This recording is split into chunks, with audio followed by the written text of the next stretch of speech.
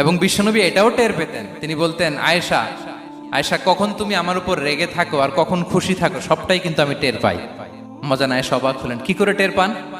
বিশ্বনবী বলেন, যখন তুমি আমার উপর খুশি থাকো তখন দোয়ার সময় বলো লা ওয়া রব্বি মুহাম্মদ, তুমি বলো হে মুহাম্মদের রব আল্লাহ, মদিনার উপর রহম করেন, আমাদেরকে ক্ষমা করেন, হে মুহাম্মদের রব আমাদের ক্ষমা করেন, এইভাবে দোয়া করো।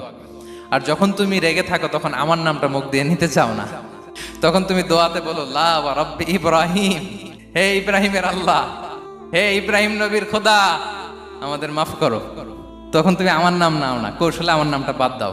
আমাদের আয়েশা বলেন, ইয়া রাসূলুল্লাহ মা আহজুরু ইল্লা ইসমাক, নবী হে আমি তো আপনার নামটাই শুধু মুখ থেকে বাদ দেই, আমার হৃদয় থেকে তো কখনো আপনারে বাদ দিতে পারি না।